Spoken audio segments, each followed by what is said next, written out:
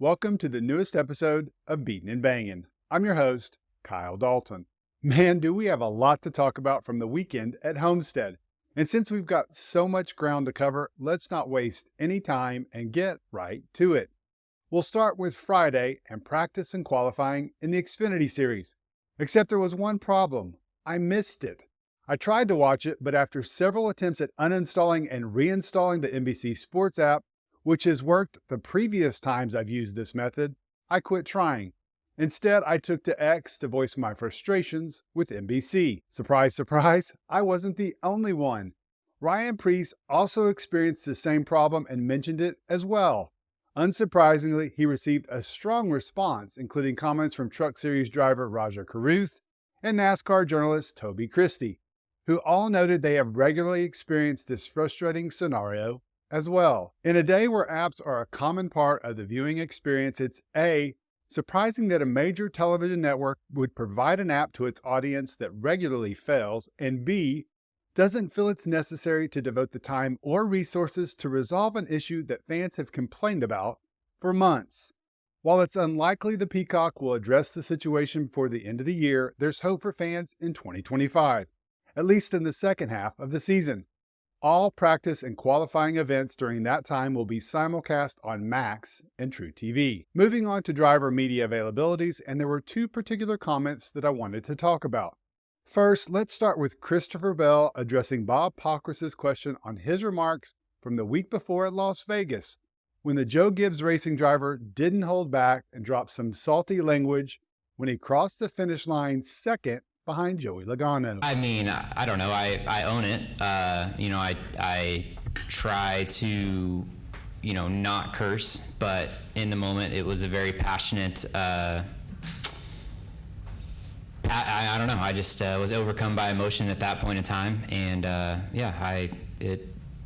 don't know what to say other than I just didn't even really think about what I was saying. Right? It was just emotion and disappointment and just passion. Personally, I enjoyed Bell getting a little heated and showing some passion.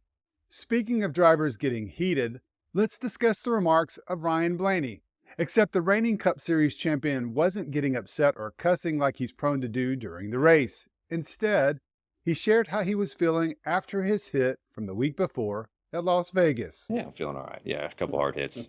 I've had more hard hits than I'd like, especially recently in the last year and a half or so, 2 years. But I'm doing okay. Our team does a good job of, doing all we can in the car to try to make sure we're as safe as we can be. And there's some other tweaks with the cars that we got to continue to work on. But I'm feeling all right. Is there anything that you saw in data or anything that makes you feel like there changes need to be made to the car? I definitely think changes need to be made. And it's something we can talk about in the off season with NASCAR. And I plan on doing that. And I feel like they've done a really good job of, helping the front and the rear impacts. Those are kind of the big things. And I've had the unfortunate pleasure of feeling a lot of the big front and rear impacts, and they have gotten better. That was kind of my first big hit with a side impact. So I feel like the next step is how do you get the center section of these cars to be a little bit more forgiving? And, we've worked on the front, rear, and done a pretty good job. And now it's just you looked at that car last week after the practice crash, and it just looked like it was scraped on the left side. There was no huge body damage. It's just a brick right there. So we got to do a little bit. Hopefully we can figure that out and help those impacts. Couple of things here. First, he's doing okay or all right, not great or good.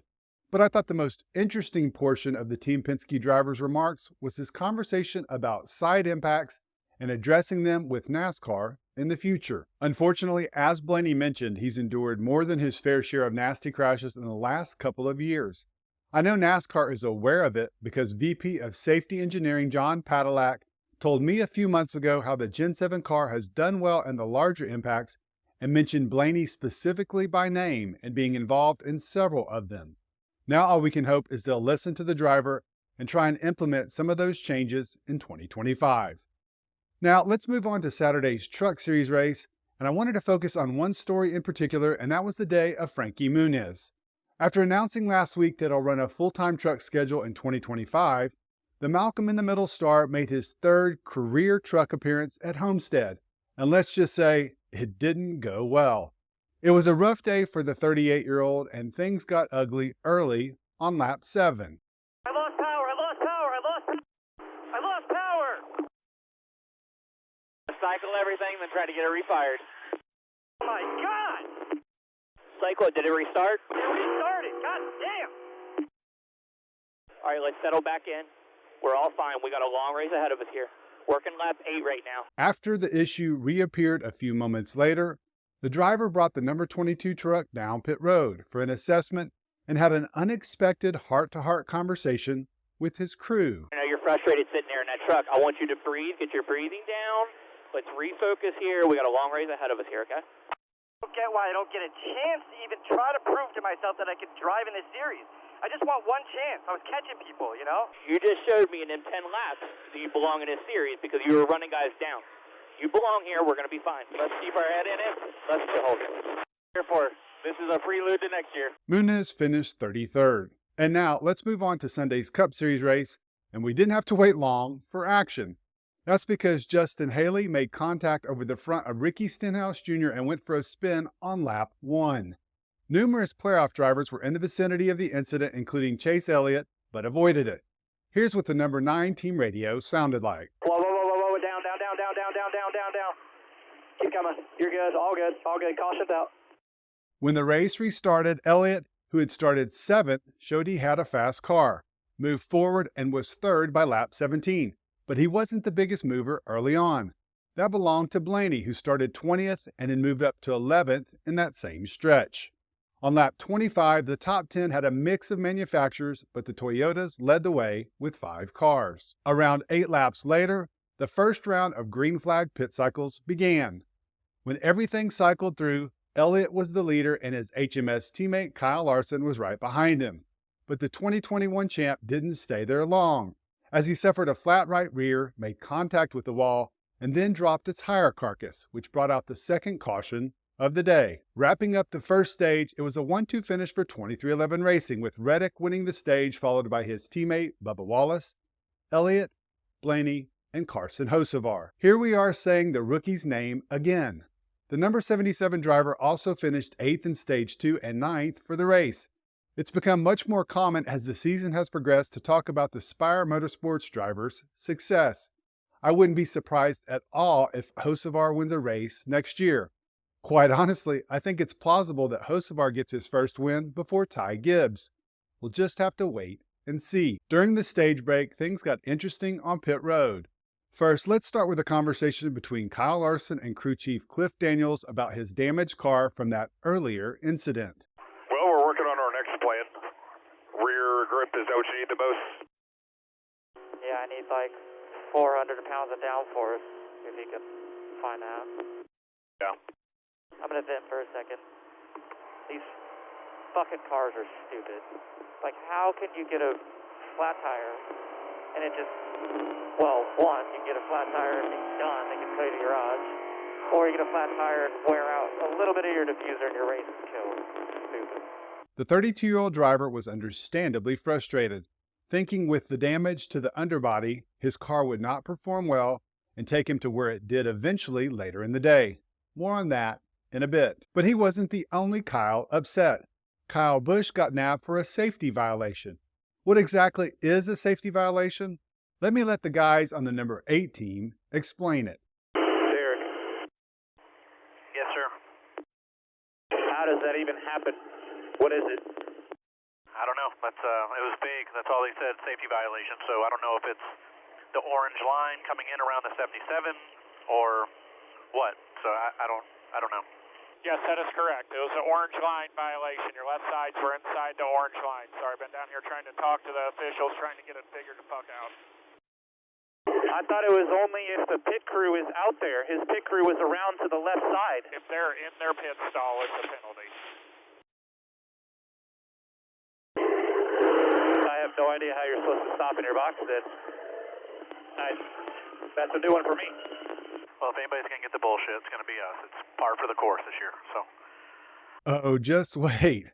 There's much more where that came from. I also want to point out during that break in the action that the number 45 pit crew had some adversity of its own in a slow stop.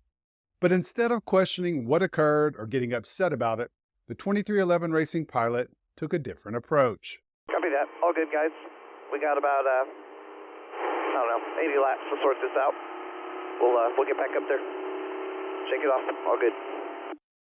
10-4. Thanks for remaining positive here. Long way to go. In that second stage, Elliott got aggressive on the restart, went to the point, and stayed there until the next round of green flag pit cycles began. It was about the halfway point of the stage that the number 9 team had to avoid its second incident. But this one wasn't on the racetrack, but the spotter stand. Listen to this. We got a really big bee problem up here, man. Just don't get stung. With the way they're swarming, that's like telling a fish not to get wet, man. It's bad up here. I might have to move. As you can imagine, the number 9 spotter literally wasn't alone. Take a listen to what Blaney's spotter had to say about all the buzz. We have a bee infestation up here. Good luck with that. It's bad. I ain't shitting you. They're swarming like crazy. A bee infestation during the middle of a race. That should make Homestead even higher on the list for a potential championship in the future. Adds a whole other level of competition. Only the strongest spotters survive. Returning to the race, and it was a battle between Elliott and Hamlin for the race lead for the remainder of that second stage, with the Joe Gibbs racing car eventually passing the HMS car with 7 laps to go. Closing out the stage, it was Hamlin, Elliott, Bell, Reddick, and Blaney, or all playoff drivers fighting for their lives. Remember Kyle Busch's pit road issues in the Stage 1 break? We had Part 2 during the Stage 2 break. The A car will start the tail along the line for putting out of the box. Well, and we got a penalty for pitting outside the box, but we're back here already anyway. So, clarification on pitting outside the box. We didn't do anything. We backed up. Yeah, I know. I'm down here arguing with them. We didn't do anything wrong. They just fucking with us like normal. But we did not pit outside the box, so I don't know what they're talking about. And just making it up as we go like they have the last couple months. Now, I know spotter Derek Kneeland can get frustrated, as evidenced by his comments a few weeks ago at Talladega, where he suggests that he might retire from Cup spotting. But to hear crew chief Randall Burnett echo that sentiment that NASCAR is targeting the number 8 team lately was interesting, for sure. It's hard not to see how the team's recent lackluster results have contributed to their frustration levels. In the last 7 races, the RCR car hasn't recorded a single top 10. The best result has been a pair of 13th place finishes at the Roval and Las Vegas. On Sunday at Homestead, Rowdy posted his worst finish in the last 13 races at 31st. And you know the pressure is mounting on the final races in the 2024 season, with Busch still trying to record a win and extend his record streak of winning at least 1 race a season to 20 years. In that third and final stage, it appeared it was going to be a battle between the playoff contenders, Elliott, Blaney, Hamlin, Reddick, and Bell. Incredibly, lurking back in 11th place at the start of the stage was Kyle Larson. With 45 laps remaining, it was interesting to see that the top 8 were the original drivers going into the round of 8, minus Alex Bowman's DQ. As the race dwindled down to the final 20 laps, Reddick ran out front because he had yet to pit like the others. Eventually, the number 45 made a stop with 15 laps to go and surrendered the lead to Blaney, which was just one of the track record 33 lead changes on the day. And then, with 12 laps to go, Blaney caught the lap car of Austin Dillon and dropped down below to make the pass. Larson, who was in second, attempted a 3-wide pass for the lead by shooting through a lane between Blaney at the bottom and the number 3 on the outside. The aggressive move failed as the number 5 driver went for a slide and brought out his second caution of the day. On the subsequent stops, Blaney and Hamlin were first off pit road but weren't the leader. That belonged to Reddick, who had unsurprisingly stayed out after he had taken tires on his stop just a few laps before. On the restart with 7 laps to go, Hamlin jumped out to the lead and maintained that position until there were 2 laps remaining. That's when Blaney made the pass on the number 11 just before crossing the start-finish line and taking the white flag. That final trip around the 1.5-mile circuit produced an absolutely thrilling finish as Blaney held his position in the middle of the track going into turn 3, while Reddick stayed up against the wall on the outside. The 2311 racing pilot rode that momentum coming out of turn 4 to pass Blaney for the win. I was listening to the radios of Blaney and Hamlin, thinking it was likely one of those two who would win the race. Take a listen to the dejected radios of both cars, starting with the number 12. 45 coming to you into 3. You can go where you're not 11th, push him to your half back. Top side, go up outside here, outside.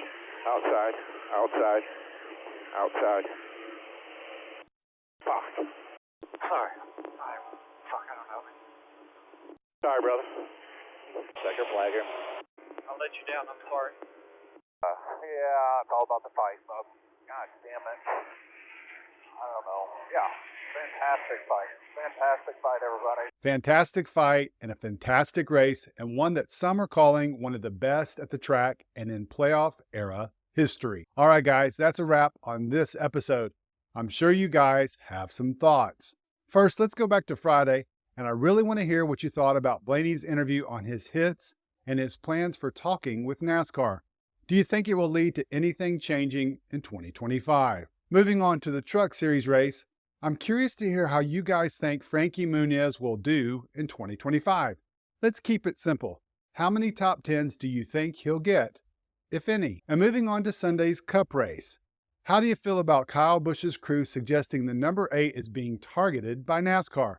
Any of you Rowdy fans out there agree? And what did you think about Kyle Larson's remarks on the effing stupid car? Agree or disagree? And finally, the racing and that finish. Where does it rank for you among races at Homestead? And do you think that the excitement of this race will get the Championship 4 race moved back to Florida in 2026? And lastly, a little order of business. The winner of the Kevin Harvick helmet never claimed his prize, so I'm giving it away again.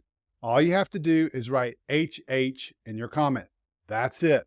I'll select a winner and announce it in next Monday's video, so be sure and return next Monday in my Martinsville recap to see if you're the winner.